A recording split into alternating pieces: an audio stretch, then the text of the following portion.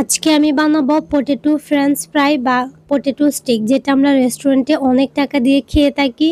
তবে ঘরে থাকা কয়েকটা আলু দিয়ে কিন্তু এটা একদম সহজে তৈরি করা যায়, আর এটা কিন্তু আমরা ছোট বড় সবাই খেতে ভীষণ পছন্দ করি। এই পটেটো স্টিকটা তৈরি করতে কিন্তু আহামরি কোনো উপকরণ লাগে না, কয়েকটা আলু থাকলেই হয়ে যাবে আর ঘরোয়া কিছু মশলা লাগে।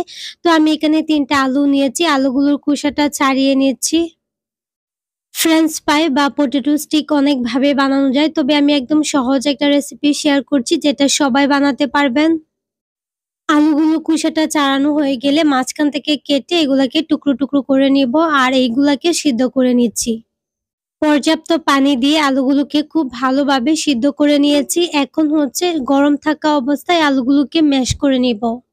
চাইলে কিন্তু আলুগুলোকে যেকোনো গ্রেটার দিয়ে গ্রেট করে নিতে পারেন। আমি কিন্তু একটা ম্যাশনার দিয়ে খুব ভালোভাবে ম্যাশ করে নিচ্ছি। আলুগুলার মধ্যে দলা বা গুটি, গুটি থাকা যাবে না, একদম মিহিন হতে হবে। চাইলে কাঁটা চামচ অথবা হাত দিয়েও খুব ভালোভাবে ম্যাশ করে নিতে পারেন। এখানে কর্নফ্লাওয়ার আর ময়দা একসাথে মিক্সড করে আমি 1/2 কাপ দিয়ে দিচ্ছি। এখানে আমি দিয়ে দিচ্ছি মরিচের গুঁড়া, হলুদের গুঁড়া, গোলমরিচের গুঁড়া, লবণ, সেই সাথে চিলি ফ্লেক্স। এই নাস্তাটার মধ্যে চিলি ফ্লেক্সটা একটু বেশি দিলে আমার কাছে খেতে ভালো লাগে।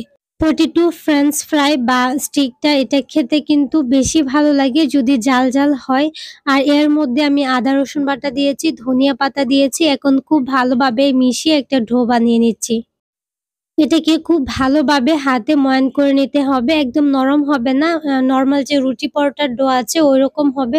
তবে এটা অনেক বেশি সফট হবে, নরম হবে। প্রথমে একটা জিপলক ব্যাগ দিয়েছি। তারপর এটার উপরে আলুর যে মিশ্রণটা ওইটা দিয়ে হাত দিয়ে চেপে নিচ্ছি। তারপর উপর থেকে আরেকটা দিয়ে আমি এটাকে হাত দিয়ে চেপে বেলুন দিয়ে বেলে নিয়েছি একটা পিঠার মতো। অবশ্যই যদি বাটার পেপার থাকে তাহলে বাটার পেপার নিয়ে নিবেন। আমার কাছে বাটার পেপার নাই, তাই এভাবে করে নিচ্ছি। তো আমি এটাকে এভাবে বড় একটা মোটা সাইজের রুটির মতো করে নিচ্ছি। এখন হচ্ছে একটা নাইফ দিয়ে সাইডগুলো কেটে একটা স্কোয়ার শেপ করে বানিয়ে নিব। ২ টা পাশ সমান করে কেটে নিচ্ছি। তারপর এই পাশটাও কেটে নিচ্ছি আর বাকি অংশটা কিন্তু রেখে দিব, কারণ এটা দিয়ে পরে আবারও কিন্তু রুটি বানিয়ে এভাবে স্টিকগুলা তৈরি করে নিব। মেইনলি এটাকে পটেটো স্টিকই বলা হয়। তবে আপনারা চাইলে ফ্রেঞ্চ ফ্রাইও বলতে পারেন। ফ্রেঞ্চ ফ্রাই কিন্তু অনেকভাবে তৈরি করা যায়। তবে এভাবে খেতে সবচেয়ে বেশি ভালো লাগে। তারপর নাইফ দিয়ে এভাবে চিকন, চিকন করে কেটে নিচ্ছি সবগুলো সমান করে। তো কাটা হয়ে গেছে। আমি এগুলাকে মাঝখান থেকে আবারও কেটে নিচ্ছি। তবে আপনারা চাইলে এরকম লম্বায় রেখে দিতে পারেন। আমার মনে হলো মাঝখান থেকে কেটে দিলে এটা দেখতেও বেশি সুন্দর লাগবে। এখন চুলায় একটা প্যানে পর্যাপ্ত তেল গরম করে এগুলাকে ক্রিসপি করে ভেজে নিব।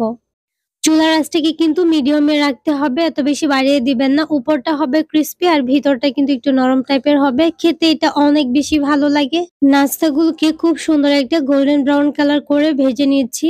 সেই সাথে আপনাদেরকে একটা রিকোয়েস্ট করছি, যারা আমার চ্যানেলে নতুন আছেন, যদি আমার রেসিপিটা ভালো লাগে প্লিজ চ্যানেলটাকে সাবস্ক্রাইব করে পাশে থাকা বেল আইকনটা অন করে দিবেন। আর হ্যাঁ, যারা অলরেডি এই কাজটা করেছেন তাদেরকে অসংখ্য ধন্যবাদ। তো দেখেন সবগুলা কিন্তু পটেটো স্টিক হয়ে গেছে। এখন তেল ঝরিয়ে এগুলাকে উঠিয়ে নিচ্ছি। আর সেম ভাবে এই তেলের মধ্যে বাকি যে নাস্তাগুলো আছে ভেজে নিচ্ছি।